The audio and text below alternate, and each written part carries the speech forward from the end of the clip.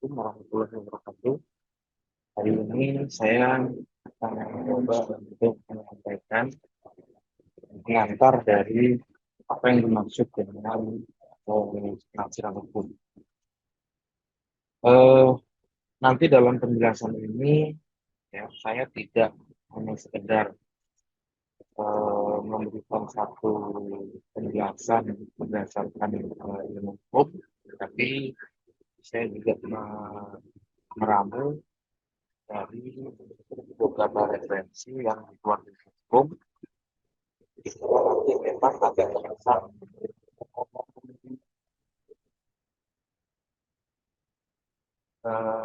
hal ini saya maksudkan karena memang di dalam kelompok ilmuwan pada ilmu hukum itu terjadi suatu eh, apa namanya itu ya, pemotongan historis tentang apa yang dimaksud dengan penafsiran itu sendiri ya, tanpa embel-embel hukum.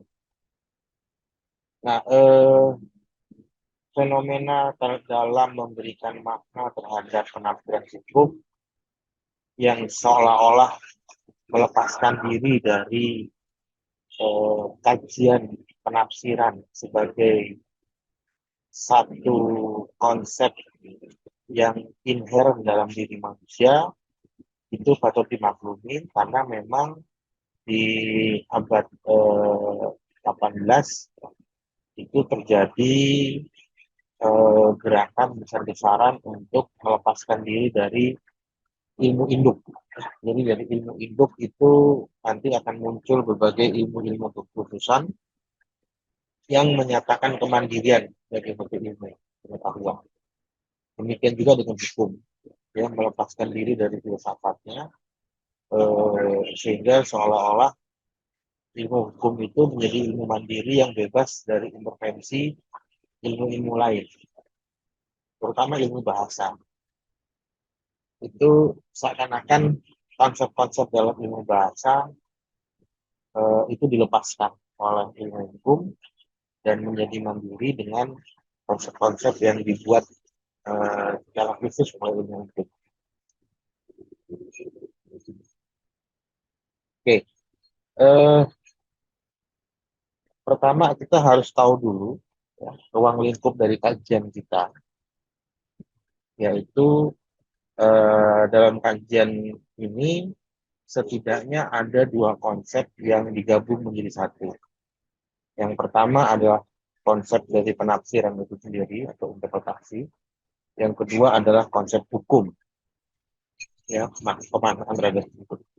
Nah, ini artinya penafsiran itu merupakan objek formal, merupakan alat, alat atau instrumen atau analisis ya untuk meneliti objek materialnya, yaitu hukum itu sendiri. Nah, penafsiran itu bukan milik ilmu. Sorry, saya ralat. Penafsiran itu bukan hanya milik ilmu hukum, tapi dia adalah satu instrumen yang dimiliki oleh seluruh ilmu.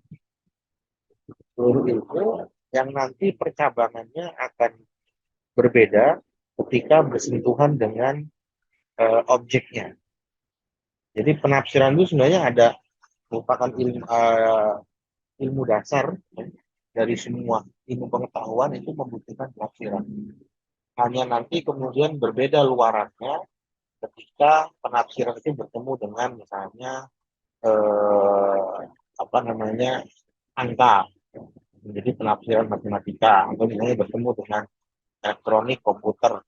Itu masing-masingnya mempunyai penafsiran sendiri-sendiri terhadap objek yang akan dikaji. Nah, hukum ini menjadi objek yang akan dikaji dari penafsiran. Nah, hanya pada sesi ini saya ingin menjelaskan terlebih dahulu konten dari penafsiran itu sendiri. Kalau kita baca di buku ajar tentang metode penafsiran hukum yang memang biasanya diajarkan di S2, tapi terkadang ada juga kampus yang mengajarkan di S1 gitu. eh, tidak ada penjelasan secara detail tentang apa itu penafsiran. Keseluruhan buku ajar itu langsung lompat lompat atau masuk ke dalam pemaknaan penafsiran hukum. Jadi selalu disebutkan penafsiran penafsiran hukum adalah hampir tidak ada, bahkan saya juga membaca buku yang cukup tua ya, yang lebih dulu menulis tentang penemuan hukum itu, yang saya punya ya itu Sugikno, kemudian ada secara secara apa namanya, secara parsial yaitu Jaya Rahab itu secara penafsiran. Andi Hamzah juga mengatakan ada bagian penafsiran yang terbaru itu dan terlaris ya kalau menurut saya bukunya Prof. Edi Wajirat itu di buku filosofi hukum dan apa itu lupa. Itu juga ada soal penafsiran. Tapi juga tidak dijelaskan apa itu penafsiran. Yang dijelaskan adalah penafsiran hukumnya. Jadi sudah outputnya, bukan dari induknya. Nah, oke. Saya mengutip dari Paul Ricoeur, dari bukunya yaitu The Conflict of Interpretation. Jadi menurut Paul Ricoeur ini punya buku, selain buku Conflict of Interpretation, dia juga punya buku yang sudah diterjemahkan di Indonesia, judulnya Teori Interpretasi. Nah, apa itu interpretasi atau penafsiran? Interpretasi itu adalah kerja pikiran atau pola kerja pikiran yang mengungkap makna yang tersembunyi dari makna yang nampak. Kemudian membongkar makna atau tingkatan makna yang yang apa nih, yang terselubung di dalam makna aslinya. Jadi Fourier ini ingin mengatakan begini sebenarnya. Ada makna yang tidak pernah diungkapkan selain makna yang nampak di hadapan kita. Kemudian ada level makna. Level makna ini artinya kalau dalam bahasa itu kita mengenal istilah ada denotasi, ada konotasi gitu ya. Makna asli itu konotasi, makna asli itu denotasi dan makna level berikutnya adalah konotasi. Nah, ini menurut Fourier sebenarnya ada makna konotasi ya, yang bersembunyi di balik makna denotasinya. Itu level-levelnya. Nah, ini interpretasi yang dipahami oleh Fourier dan menurut kenapa saya pakai ini karena menurut saya memang pola kerja interpretasi itu tidak hanya sekedar gramatikal. Jadi sebenarnya uraian ini ingin mengatakan penafsiran gramatikal itu baru baru level 1 itu. Ada makna lain yang disembunyikan dari baik itu disembunyikan ataupun tersembunyi ya. Disembunyikan itu karena ada faktor subjek yang menyembunyikan, tersembunyi itu artinya memang memang tidak ditemukan, belum ada yang mengungkapkan. Sehingga tugas kita adalah mengungkapkan makna itu. Nah, ini yang merupakan basic dari pemaknaan interpretasi itu sendiri. Jadi dia pola kerja pikiran terhadap teks atau tanda ataupun simbol yang ada di hadapan kita. Eh, Pola kerja penafsiran sendiri ini saya ambil dari filsafat hermeneutik ya. Maka mengacu kepada bahan yang akan ditafsirkan yaitu konteksnya, teksnya, teks atau tanda atau simbol. Teks ini belum tentu tertulis dari filosof-filosof postmodern yang bernaung di bawah filsafat hermeneutik, semua tanda atau simbol itu disebut teks. Jadi orang misalnya berlari itu teks, orang marah itu teks, ya. Orang lagi nonton TV itu teks, TV itu sendiri itu teks, gitu ya. Jadi semua di sekeliling kita tuh dianggap teks. Kenapa dianggap teks? Karena semua memberikan makna. Semua ada maknanya. Eh, apa menghadirkan minuman ke pembicara itu juga teks yang ada makna. Makna denotatifnya memang itu hidangan untuk pembicara, ya, atau narasumber misalnya kalau dalam forum-forum makna denotatifnya. Tapi ada makna di balik itu, ya. Makna yang misalnya tidak terungkap karena tidak terbaca oleh indera, misalnya menjadi kewajiban panitia merasa berkewajiban untuk menyajikan satu hidangan baik minum atau makanan kecil. Itu juga makna yang tidak diungkapkan dan biasanya memang tidak terungkap karena itu menjadi semacam seolah menyatu dalam diri setiap panitia. Kalau narasumber harus diberikan minum. Nah, logikanya tentunya ketika narasumber tidak diberikan minum, khawatir seret di tengah-tengah pembicaraan. Jadi tenggorokannya kering. Nah, sehingga dia merasa itu kewajiban. Karena dilakukan secara terus-menerus menjadi tidak terbaca. Kewajiban itu menjadi hal yang common sense bahwa setiap pembicara pasti diberikan air minum. Nah, teks itu yang diungkap atau makna lain dari teks atau tanda atau simbol yang muncul. Nah, selain teks itu juga ada konteks. Konteks itu artinya kondisi saat teks itu muncul. Jadi misalnya kondisi saat teksnya adalah Rocky sedang makan. Nah, itu teksnya. Maka konteksnya adalah jam 6 sore sedang berbuka puasa. Nah, jadi dia makan pada saat berbuka puasa. Itu konteksnya. Yang menjadi salah satu unsur untuk menemukan makna dari teks.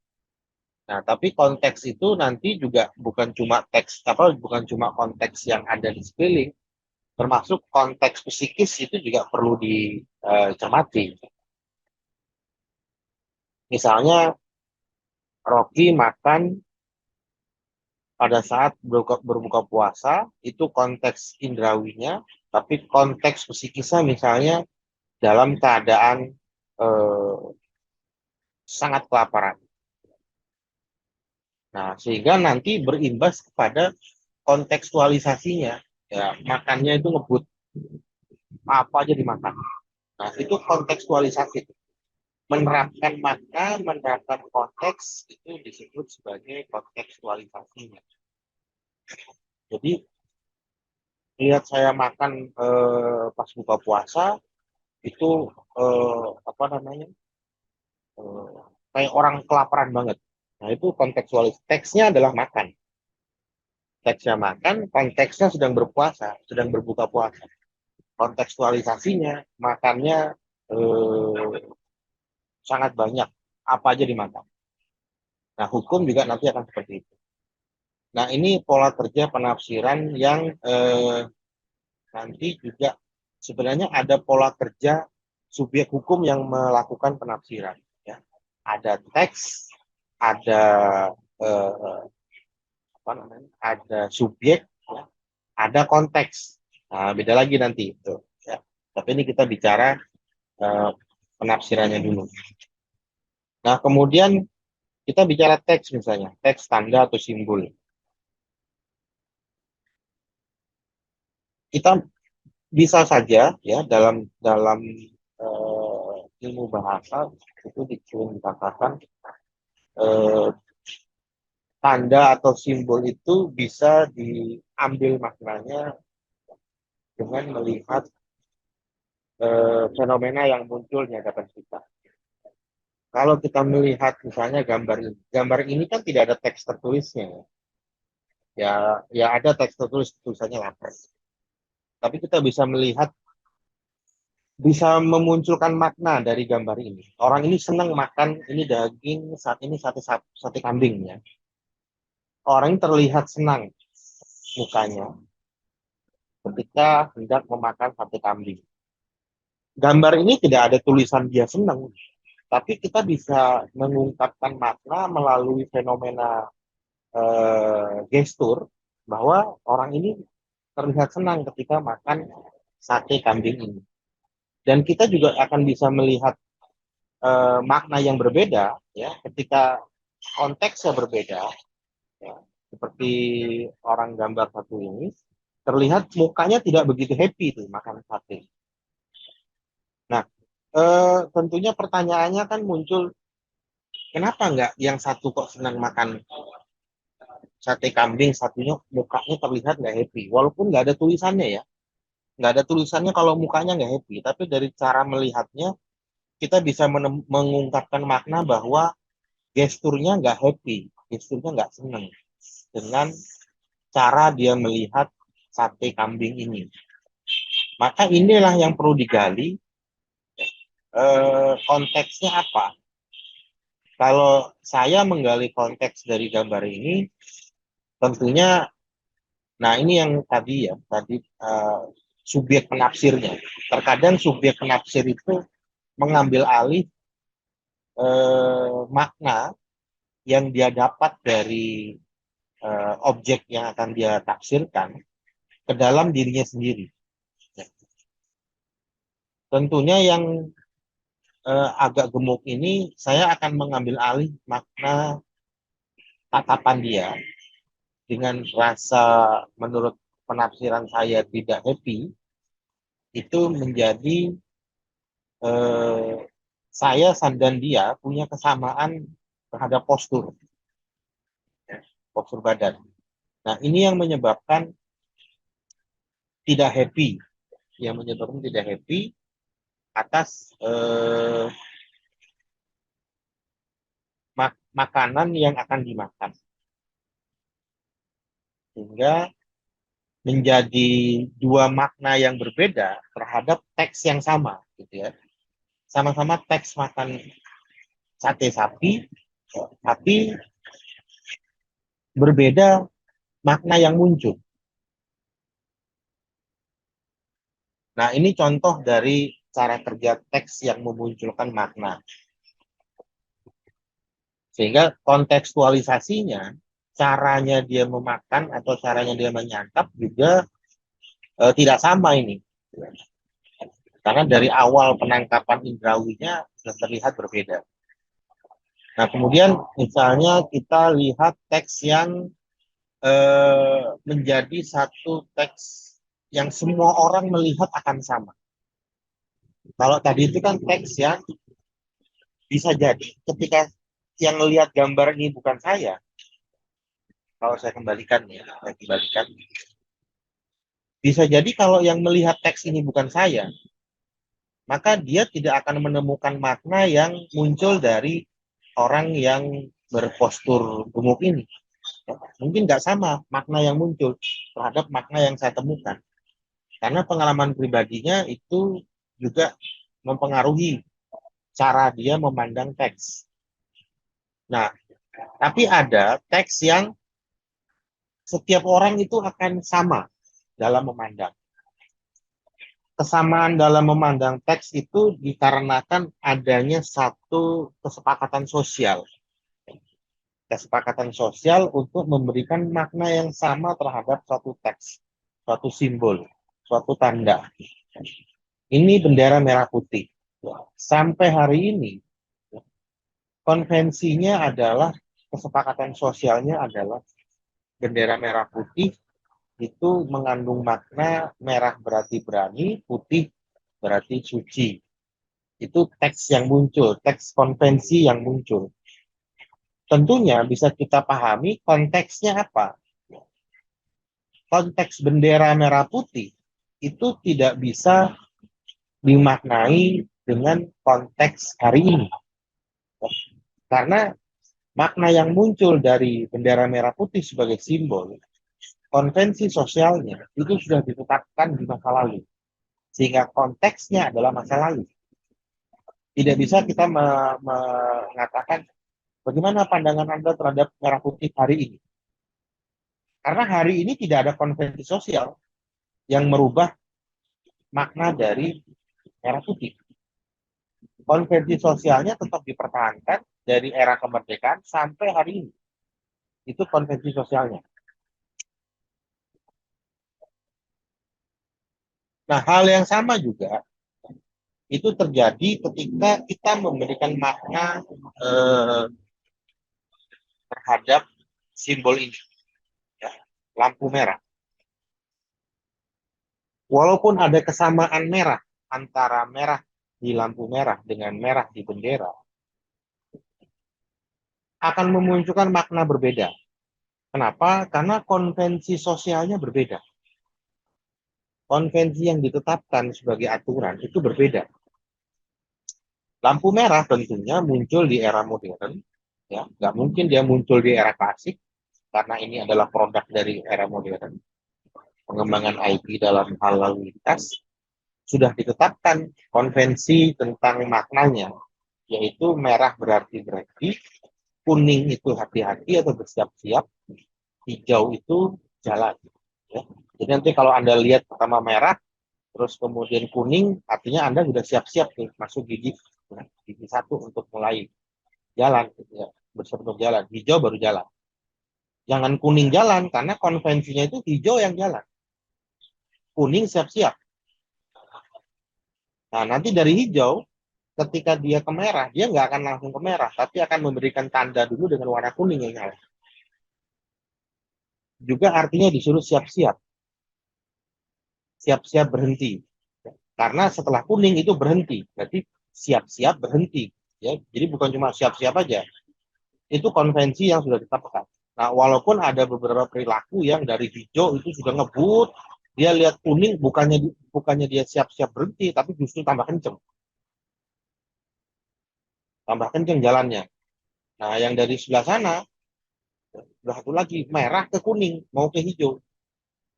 Kuning itu disuruh siap-siap, tapi sudah jalan.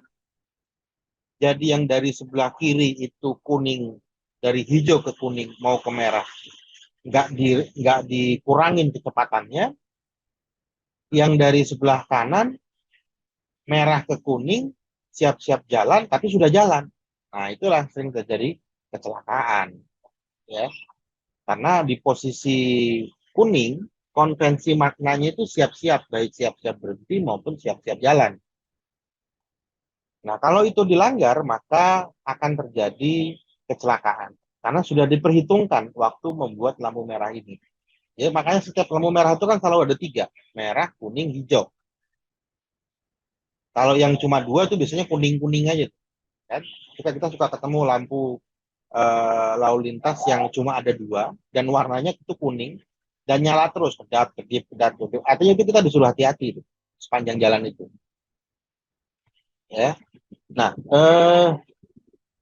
merah di lampu merah nggak mungkin dipertukarkan dengan merah di bendera karena konvensi maknanya berbeda. Demikian juga dengan eh, simbol ini, ya. Handuk putih dalam konteks, nah ini konteksnya. Konteksnya adalah kalau yang di atas kan konteksnya adalah lalu lintas.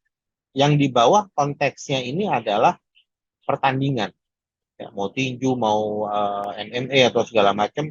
Kalau ada eh, handuk putih itu makna yang sudah terjadi, yang sudah ditetapkan melalui konvensi sosial. Sosial dalam arti konvensi dalam komunitas tertentu, yaitu komunitas pertandingan ini. Dimaknai putih itu, handuk putih itu untuk menyerang. Jadi nggak ada dalam pertandingan tinju misalnya, mau menyerah lempar handuk merah itu nggak ada. Karena konvensi sosialnya handuknya harus putih kalau dilempar untuk menandakan dia menyerah. Kalau misalnya dilempar itu handuk merah, handuk kuning, handuk hijau, wasit nggak akan memberhentikan pertandingan. Paling wasit akan ngomong apa ini lempar-lempar handuk. Dia nggak akan menemukan makna, oh pertandingan harus di stop karena ada yang menyerah. Nggak akan. Karena kata menyerah itu hanya bisa muncul dari makna yang didapat atas tanduk putih. Tapi kata putih, simbol dari handuk yang berarti menyerah, itu tidak akan pernah mungkin dipertukarkan dengan warna putih pada bendera yang berarti suci. Pelatihnya itu nggak akan mungkin melempar handuk putih untuk mengatakan petinju saya suci, nggak akan. Atau pertandingan saya suci, nggak akan. Dia nggak akan menggunakan konsep itu. Yang akan dia gunakan konsep adalah untuk menghentikan pertandingan. Menandakan bahwa atlet saya atau petinju saya atau petarung saya harus menyerah. Itu pelatihnya mengatakan itu. Jadi nggak mungkin putih itu artinya menyerah, ya, dalam bendera merah putih, dan merah itu artinya berhenti dalam bendera merah putih. Itu nggak mungkin karena konvensinya sudah ditentukan di awal dan itu bertahan dalam jangka waktu yang cukup lama. Dalam konteks bahasa, terutama dalam kajian semiotik, ini yang disebut sebagai brutalisasi, makna atau tanda yang tidak bisa dipertukarkan. Kalau yang di atas tadi itu ada tanda yang maknanya bisa dipertukarkan. Nah, ini dalam konteks hukum acara pidana, ya, makna yang tidak bisa dipertukarkan ini mengalami peningkatan level. Ya, tadi kalau kita pakai poriter gitu ya, ada level makna yang tersembunyi, ada level makna yang memang terlihat secara kasat mata. Nah, di KUHP, Kitab Undang-Undang Hukum Acara Pidana, itu ada pasal 184 ayat 2. Dikenal dengan konsep notir vitae. Hal-hal yang sudah diketahui umum tidak perlu dibuktikan.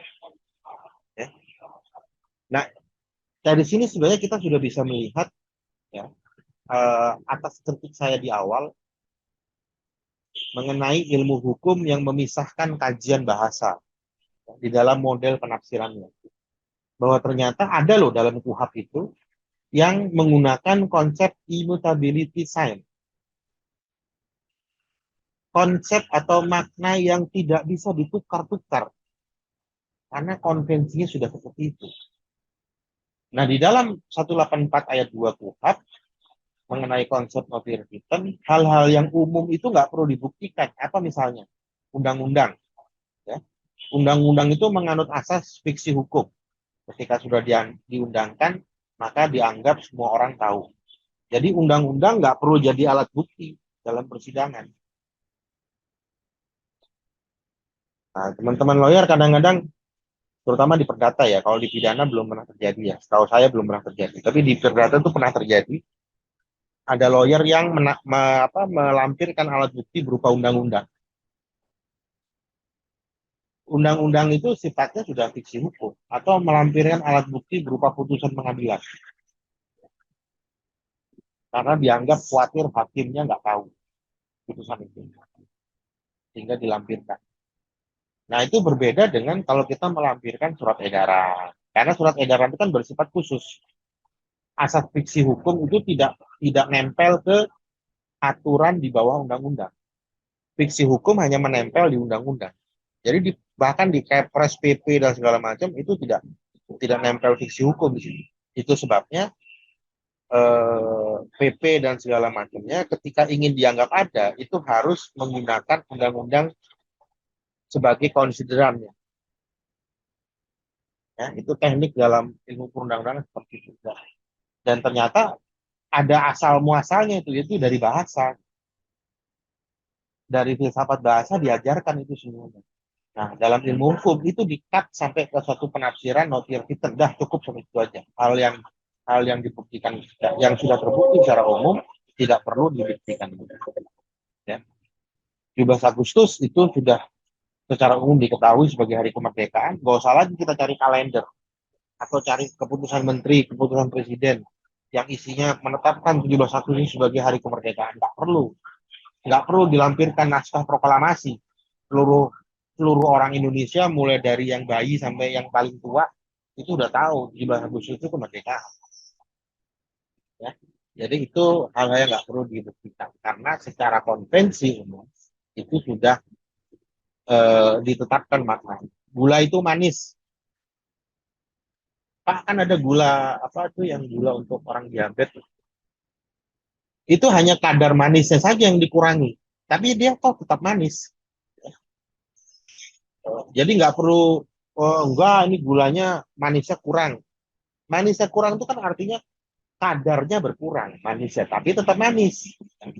Konsep dasarnya tetap masuk, yaitu manis. Api itu panas. Gak usah dibuktiin loh. Saya kan belum pernah, Anda kan belum pernah megang api. Kok berani-beraninya bilang panas? Gak usah, karena dari kecil kita sudah diajarkan konvensi itu bahwa api panas. Ya tapi kalau mau dicoba ya silahkan, monggo aja. Buktikan ini panas atau nggak panas. Oke, nah kemudian konteksnya. Ya, kalau kita lihat gambar ini, ya maka konteks itu selalu dalam bentuk penafsiran. Eh, Kenapa saya buat hanya masa kini dan masa lalu? Karena memang konteks apa hukum itu hanya menjangkau apa yang ada hari ini dan tidak apa yang ada di masa depan. Kalaupun nanti ada mata kuliah politik hukum, politik hukum itu suatu ilmu pengetahuan yang membahas imajinasi dalam membuat suatu pembaruan hukum. Toh bahan dasarnya adalah masa kini. Apa yang terjadi hari ini. Sehingga terjadilah imajinasi untuk membuat aturan-aturan perundang-undangan yang akan ditetapkan di masa depan. Tapi itu kan nanti proses. Dan dia belum bisa menjadi konteks untuk dijadikan penafsiran terhadap undang-undang yang ada. Karena konteksnya masih masa depan. Yang digunakan adalah konteksnya hari ini.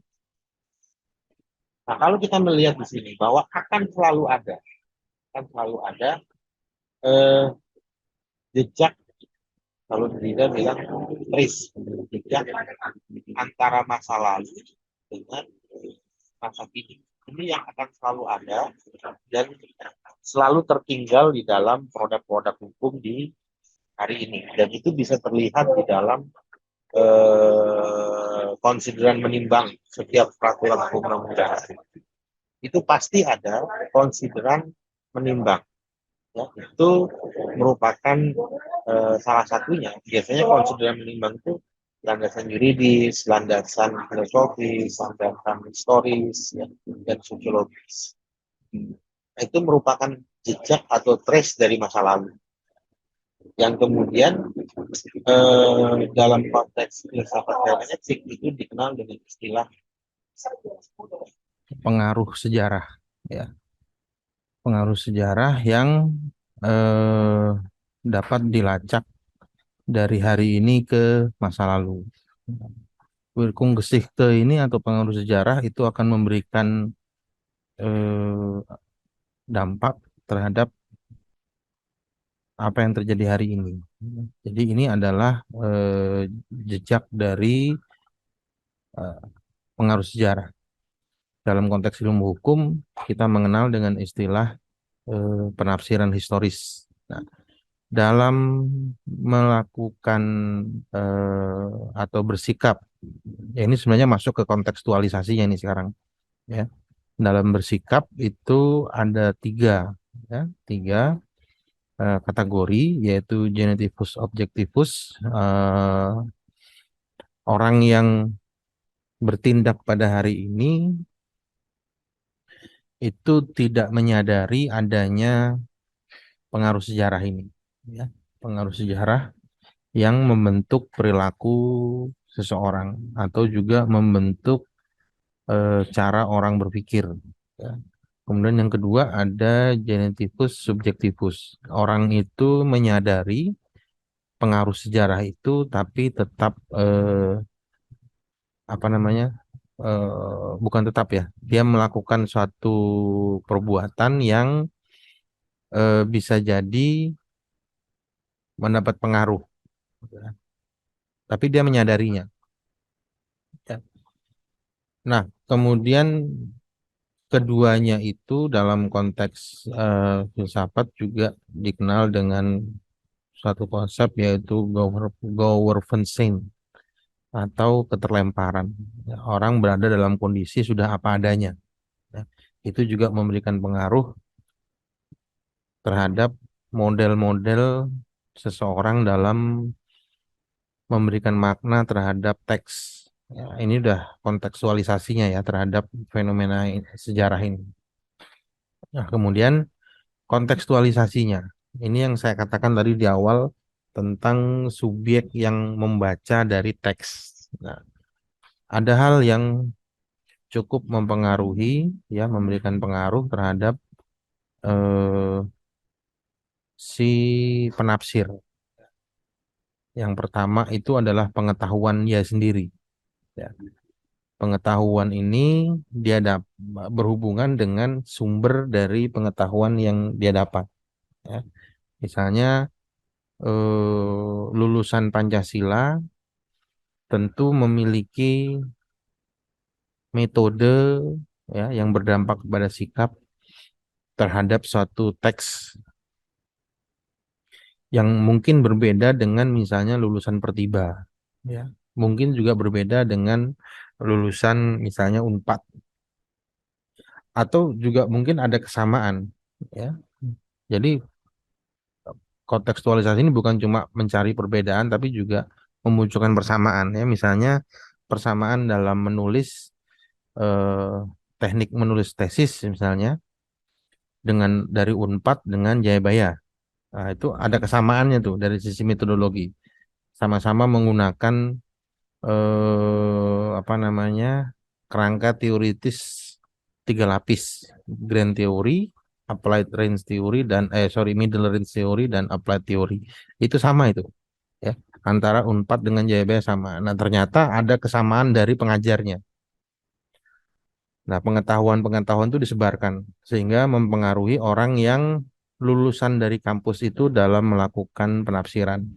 Yang kedua itu budaya. Nah, budaya ini bisa macam-macam, ya, bisa budaya institusi ketika dia eh, menjalani profesi, misalnya budaya institusi di penyidik, ya, di kepolisian, atau budaya hakim, ya, dalam memutus, atau budaya jaksa. Nanti ada lagi budaya anasir budaya. Budaya hakim dan budaya jaksa itu suka beranasir ketika menjelang putusan. Atau budaya penyidik dengan budaya jaksa itu suka beranasir ketika melakukan pelimpahan perkara untuk B21. Nah, itu ada perilaku-perilaku yang nanti akan dianggap umum, common sense, dan menjadi semacam kayak sumber, apa namanya itu, sumber normatif bagi mereka gitu ya, bahwa itu harus dilakukan. Kemudian ada historis. Nah, ini tadi sudah ya sebelumnya. Kemudian ada habitus, arena, dan kapital. Nah, ini habitus kebiasaan, arena itu tempatnya orang dalam beraktivitas, ya, dan kapital modalnya. Dalam bahasa sederhana mungkin kepunyaannya gitu ya, harta yang dimiliki ataupun modal, bukan harta aja tapi modal yang dimiliki.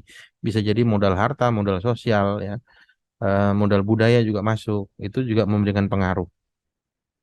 Jadi kalau misalnya di kehakiman ya, kalau sudah terbiasa habitusnya itu melakukan penafsiran gramatikal, maka dia nggak akan berani itu melakukan penafsiran di luar gramatikal karena sudah menjadi konvensi.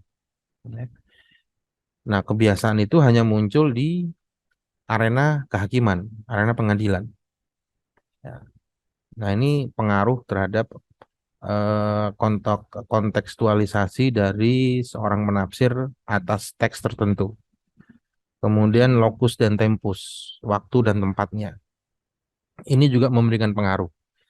Waktu dan tempat ini juga masuk ke dalam klasifikasinya adalah eh, masa perkembangan, ya. Jadi misalnya begini, seorang penyidik dalam melakukan penangkapan, menetapkan penetapan seseorang sebagai tersangka itu berbeda caranya antara sebelum putusan MK 21 2014 dengan putusan MK 2 dengan setelah putusan MK 21 2014.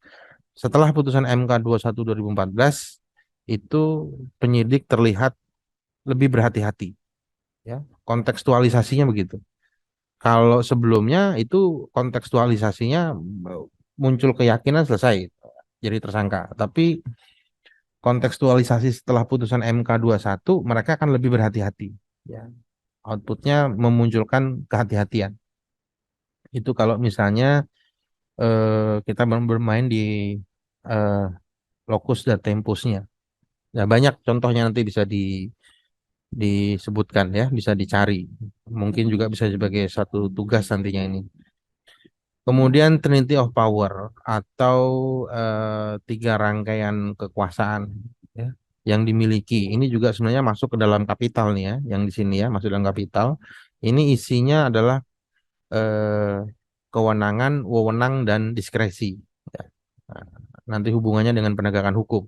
Nah, ini unsur-unsur yang mempengaruhi bagaimana cara orang itu eh, bertindak lanjut setelah menemukan makna.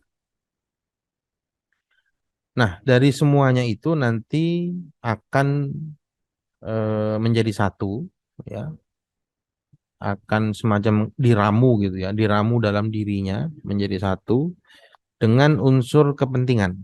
Ya, jadi setiap orang itu punya unsur kepentingan. Bahkan kepentingan itu nanti juga mempengaruhi bagaimana cara dia menafsirkan. Oke, kemudian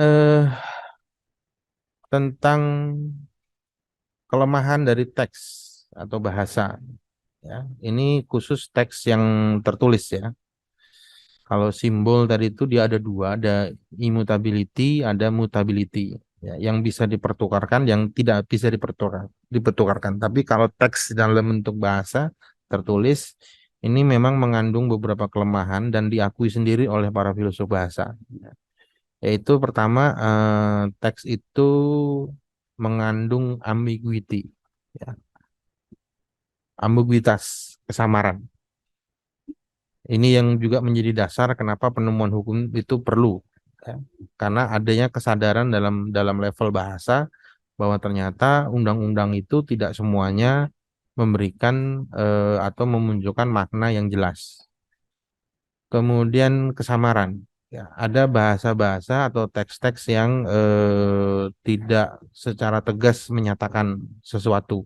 Ya, karena memang dalam dalam hal penuangan bahasa itu terkadang terjadi pemilihan kata. Nah, pemilihan kata ini yang kemudian akan punya kolaborasi dengan konteksnya. Ya. Kesamaran itu misalnya lebih akan lebih terlihat kalau di dalam ranah hukum acara perdata ya. Itu ada eksepsi yang namanya obscure libel. Konteksnya gugatan PMH, tapi kontekstualisasinya dia melakukan rasionalisasi dengan cara seperti membuat gugatan one prestasi. Nah, itu makanya muncul eksepsi obscure libel. Kemudian teks itu juga bergantung kepada konteks. Ya, tadi sudah dijelaskan di awal ya, bagaimana konteks itu juga berpengaruh terhadap teks yang akhirnya juga berpengaruh kepada subjek yang melakukan tafsiran. Kemudian misleading, menyesatkan. Nah, ini sebenarnya yang nomor 4 nih akibat dari 1, 2, 3. Ya. Karena adanya kata yang ambigu, yang samar gitu ya, maka dia menjadi suatu kalimat yang menyebabkan orang lain itu salah dalam melakukan pemaknaan. Ya. Misalnya yang contoh itu paling gampang di dalam KUHP itu ada satu pasal yang menerapkan pidana jika seorang pengusaha itu berusaha menyesatkan pandangan umum dari konsumen. Ya, jadi contoh konsepnya itu misalnya konsep embus marketing. Ya, embus marketing itu contoh contoh konsep yang menyesatkan. Misalnya si A itu adalah sponsor resmi dari pertandingan bola, sehingga A punya hak untuk memasang logo pertandingan tersebut di dalam produknya, tapi kemudian datang pelaku usaha B yang bukan sponsorship pertandingan bola, tapi ikut-ikutan masang dan promosinya lebih banyak, sehingga konsumen itu disesatkan pola pikirnya dengan memunculkan makna bahwa B itu adalah sponsorshipnya pertandingan bola. Nah, itu karena teksnya mengandung unsur misleading. Nah, kita masuk ke dalam objek materialnya sekarang dengan memberikan makna hukum itu sendiri. Tadi kan penafsirannya, sekarang hukumnya. Secara praksis lebih dikenal dengan istilah hukum positif, ya. Kemudian ada juga secara ilmu pengetahuan lebih dikenal dengan istilah ilmu hukum yang dua-duanya berbeda maknanya, ya. Kalau hukum positif, jadi praksisnya ini hukum positif, ya. Artinya itu eh, dalam ranah ranah pengajaran, ya, hukum positif itu sering diberikan definisi seperti ini, ya, semua peraturan yang berisi perintah larangan yang harus ditaati masyarakat dan timbul sanksi jika peraturan itu dilanggar. Walaupun ada ahli hukum pidana yang menentang istilah ini, ya. Prof. Mulyatno itu menentang sanksi itu nggak perlu muncul dalam definisi, tapi umumnya definisi tentang hukum positif itu menggunakan memasukkan konsep sanksi. Kemudian ini eh, ilmu hukum, ya, ini definisi yang dibuat oleh Prof. Bernard Arisvidata, ya, tentang makna dari ilmu hukum yang di dalamnya juga terkandung eh, penafsiran sebagai instrumen utama, ya, dalam menyelesaikan persoalan konkret. Ini saya nggak bahas secara detail, ya, karena ini nanti ada di mata kuliah lain sebenarnya. Ya, tapi ini hanya untuk pengetahuan bahwa dari konteks ilmu hukum ternyata di dalamnya penafsiran merupakan eh, instrumen utama untuk bisa sampai kepada tujuan dari ilmu hukum, yaitu memberikan solusi dari persoalan mikro dan makro. Nah, eh, ini yang kemudian terjadi di dalam penafsiran hukum, ya, bahwa ternyata di dalam eh, ilmu hukum, ya, ketika para praktisi hukum, khususnya para penegak hukum itu melakukan penafsiran, itu hanya berbasis kepada teks dan fakta konkret. Nah, upaya dalam melakukan penafsiran terhadap teks dan upaya konkret ini, sebagaimana tadi sudah saya sampaikan, ya, itu dipengaruhi oleh kepentingan yang isinya tadi, ya, sudah kita bahas. Nah, kepentingan inilah yang dibawa oleh setiap orang sebenarnya. Jadi siapapun yang melakukan penafsiran itu akan didrive dengan kepentingannya. Kepentingan dia apa? Kepentingan ini tidak melulu yang negatif, ya, positif juga ada. Dosen itu mengajarkan itu juga punya kepentingan, ya. Kepentingannya menyebarkan ilmu. Ilmu itu sendiri juga punya kepentingan. Ilmu matematika itu punya kepentingan, yaitu kepentingannya untuk berhitung, ya. Nah, kepentingan inilah yang mendrive si penafsir dalam memunculkan makna. Nah, cuma kemudian yang jadi masalah adalah bahwa kepentingan tadi itu merupakan kesadaran diri aslinya, ya. Kenapa dia berbuat sesuatu, mengatakan sesuatu, ya, itu sebenarnya didasarkan pada satu kesadaran diri, ya. Tapi kesadaran diri tersebut itu tidak pernah muncul di permukaan karena yang dimunculkan adalah kesadaran palsunya. Kesadaran palsu yang dituangkan dalam proses penafsiran hukum, kenapa dia menjadi suatu kesadaran palsu? Ya, itu nanti ya karena adanya pengaruh dari metode. Ya. Jadi apa yang kita pikirkan dan apa yang hendak kita tuangkan dalam ucapan, dalam tindakan, itu kompetensi linguistik itu kemampuan menyadari ucapannya. Performansi linguistik itu adalah perbuatan yang muncul dari ucapannya, itu dibatasi dengan metode. Nah, sehingga metode ini itu bersifat mereduksi kepentingan, ya, bersifat mereduksi kesadaran diri, agar yang muncul adalah suatu sikap yang sifatnya objektif dalam menilai fakta konkret. Makanya suatu penelitian itu kan dikatakan ilmiah ketika dia memiliki metode.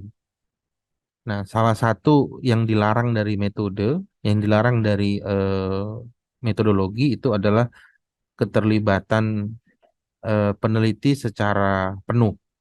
Ya. Walaupun nanti ada metode partisipan, ya, tetap dia akan diminta untuk bertindak seobjektif mungkin. Ya. Misalnya, saya sebagai ahli ingin menulis fenomena komunikasi dalam proses pembuktian pada saat pemeriksaan ahli. Itu bukan cuma sekedar membandingkan apa, bukan cuma sekedar mengungkapkan apa yang terjadi di hari itu, bagaimana hakim bertanya, jaksa bertanya, lawyer bertanya, juga bagaimana intensi intensi mereka dalam bertanya, tapi juga saya harus membandingkan proses pemeriksaan saksi di persidangan yang lain. Ya, sehingga perbandingan itulah yang menjadi syarat dari satu metode partisipan untuk mereduksi sifat subjektivitasnya. Karena secara ilmu ilmiah modern gitu ya, subjektivitas itu jadi satu hal yang diharamkan gitu. Bahkan ketika terlihat subjektivitas, biasanya hakim menolak pendapat itu. Nah, tampillah suatu kompetensi linguistik, tampillah suatu performansi linguistik, ya, kompetensi itu ucapan yang disadari akan maknanya dan mengetahui kebenarannya, serta kompetensi performansi linguistik itu adalah hasil atau perwujudan dalam bentuk perbuatan, ya, itu yang benar-benar sudah disaring oleh metode sehingga dia akan terlihat atau nampak terlihat objektif ketika bersinggungan dengan teks hukum dan fakta konkret. Padahal sebenarnya kesadaran diri yang dia bawa dari awal itu sifatnya subjektif semua itu, ya. Dan ketika ingin menyelesaikan persoalan melalui penafsiran hukum, kan penafsiran hukum ini salah satu metode untuk menemukan hukum gitu ya. Kesadaran diri yang subjektif itu tidak boleh tampil di depan itu. Dia harus direduksi oleh metode-metode sehingga yang ada di dalam tampilan literal meaning ataupun apparent meaning tadi yang menurut menurut Paul Ricoeur itu adalah kesadaran palsu sebenarnya karena sudah ada reduksi-reduksi, ya. Sehingga tentunya akan memunculkan dampak tersendiri dalam praktek ketika hal ini terjadi. Nah, eh, yang pada akhirnya itu memberikan dampak ya bahwa kepentingan atau kesadaran asli tadi, ya, itu akan menjadikan si penafsir itu seperti tidak tergoyahkan atau bersembunyi di balik istilah ilmiah ya sebagai satu hal yang ilmiah. Dia merupakan makna yang sudah terverifikasi, makna yang sudah melalui proses penelitian dan segala macamnya, dan dia menjadi absolut, ya, dalam konteks absolut bukan untuk diterapkan, tapi dalam konteks ini adalah makna yang ilmiah, ya. akibat lebih lanjut karena ilmu hukum itu bertujuan menyelesaikan persoalan konkret, maka proses pencarian makna melalui penafsiran inilah kemudian dalam ranah praktek itu akan menjadi satu fenomena sosial lagi, ya, yang disebut sebagai dominasi simbolik. Pendapat hukum yang dikeluarkan oleh si penegak hukum, ya, yang menampilkan dirinya itu adalah mulia, ya, berbasis kepada kesadaran palsu yang mereduksi kesadaran diri, itu akan diterapkan ke berbagai persoalan hukum. Sehingga seolah-olah ketika bertemu dengan permasalahan seperti ini, maka dia tidak akan bisa lari dari pendapat hukum yang sudah ada.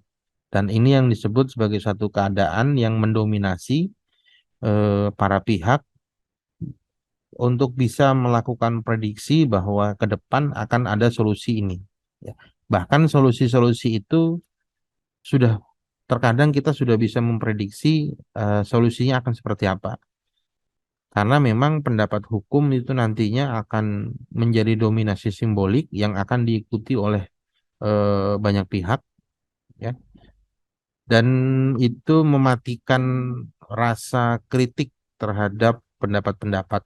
Jadi seolah-olah kalau sudah dibuat oleh hakim itu adalah udah yang benar gitu ya. Makanya kan ada satu adagium yang mengatakan pendapat hakim itu harus dipandang benar gitu ya. Nah, itu akibat dari ini sebenarnya. Ya, walaupun adagium itu sudah tidak lagi bisa dipertahankan karena munculnya upaya hukum dalam KUHP, ya. Nah, ini adalah proses dari bagaimana seorang penegak hukum itu melakukan suatu penafsiran terhadap eh, teks dan fakta konkret. Dan yang akan diajarkan nanti adalah metode-metodenya ini ya. Ini sudah saya ungkapkan di pengajaran kemarin, ya.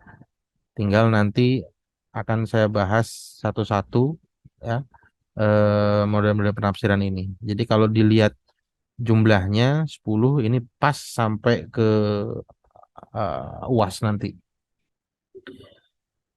Oke, baik, terima kasih.